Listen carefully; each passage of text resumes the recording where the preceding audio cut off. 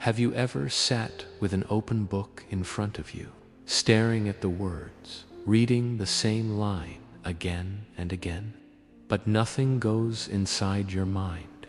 Have you ever felt like no matter how hard you try, your brain just refuses to cooperate? You want to succeed. You want to make your parents proud. You want to change your life. But deep inside, a painful voice whispers, maybe I'm just not smart enough. If you have ever felt that way, then this story is not just a story for you. This story is a mirror. This story may change how you see yourself forever. And it begins in a quiet town, with a boy everyone underestimated. In a small town surrounded by green hills and silent roads, there lived a boy named Ethan. He was not special. He was not extraordinary. He was just like many other children. He went to the local school every morning, carrying a heavy bag and an even heavier heart. Ethan loved simple things, running with his friends, listening to birds sing early in the morning, lying on the grass and watching clouds move slowly across the sky. That was his world. But inside the classroom, that world fell apart. Books frightened him. Lessons confused him. Numbers danced in front of his eyes, and words lost their meaning the moment he read them. No matter how much he tried, he couldn't understand what others understood so easily. His classmates raised their hands with confidence. Ethan kept his eyes down, hoping the teacher would not call his name.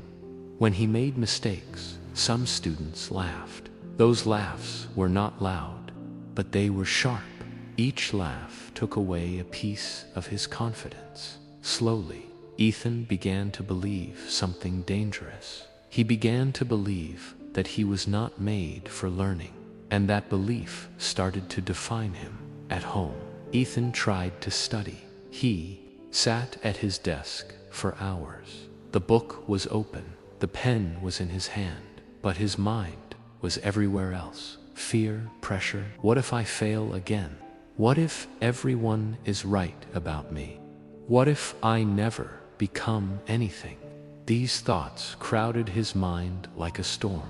The more he forced himself, the more tired he felt. Some nights, he closed his books, feeling defeated, wondering why learning felt so easy for others and so painful for him.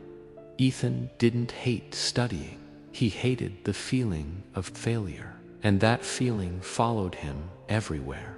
One afternoon, after school had ended, the corridors were empty and quiet. Students had gone home. The noise had faded.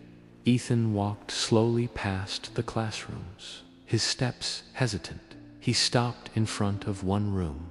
Inside, Mr. Harris, the philosophy teacher, was sitting. Alone, Mr. Harris was different. He didn't rush. He didn't shout. He didn't make students feel small. He observed. He listened. Ethan stood at the door for a long moment, his heart beating fast. Finally, he gathered courage and walked in a low, unsure voice. He asked if he could talk. Mr. Harris looked up, smiled gently, and nodded. That small smile made Ethan feel safe. For the first time, he spoke the truth. He spoke about his struggles, his fear, his feeling of hopelessness. And when he finished, he waited, expecting judgment, but it never came. Mr. Harris did not criticize. He did not lecture. Instead, he stood up and brought a glass bottle filled with muddy water. He placed it on the table. "What do you see?" he asked. Ethan replied, honestly, "Dirty water." Mr. Harris nodded. Then he said nothing. They waited. Minutes passed. Slowly, the mud settled at the bottom. The water became clear. "What do you see now?" the teacher asked. Ethan's eyes widened. "Clear water." Mr. Harris smiled. "This is your mind. he explained. When it is full of stress, fear, and noise, you cannot see clearly.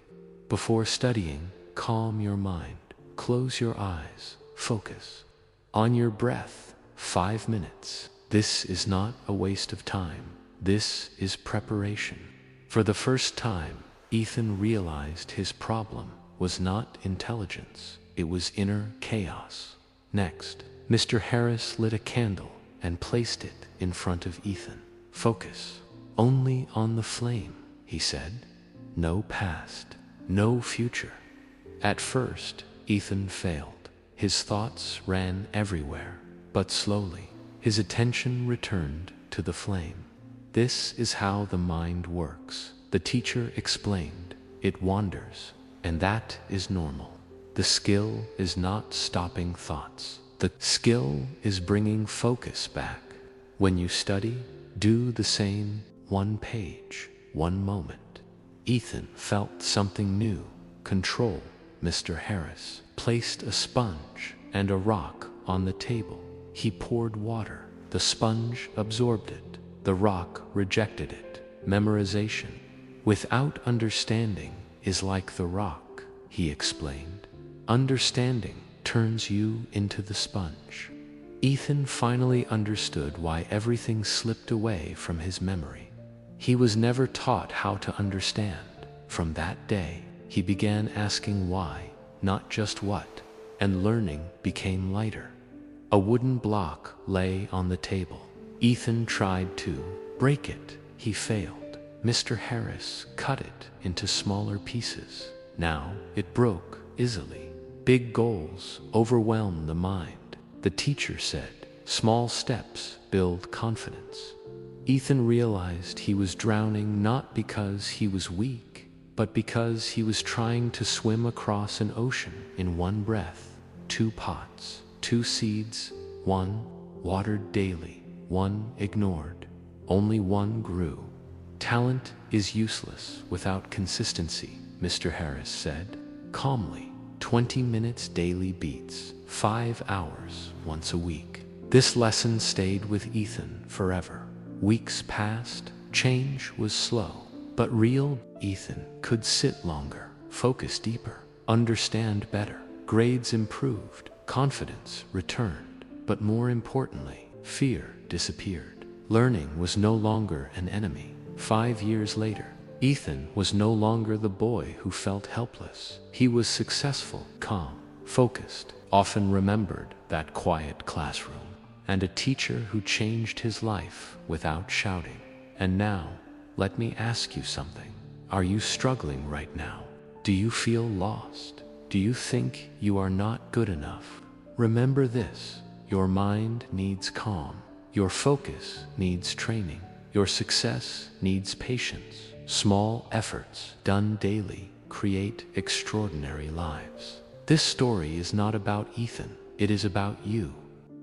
If this story touched your heart, like the video, share it with someone who needs hope, and subscribe to Better Within for more stories that awaken the strength already inside you. Until next time, be patient with yourself, because everything you are looking for is already within you.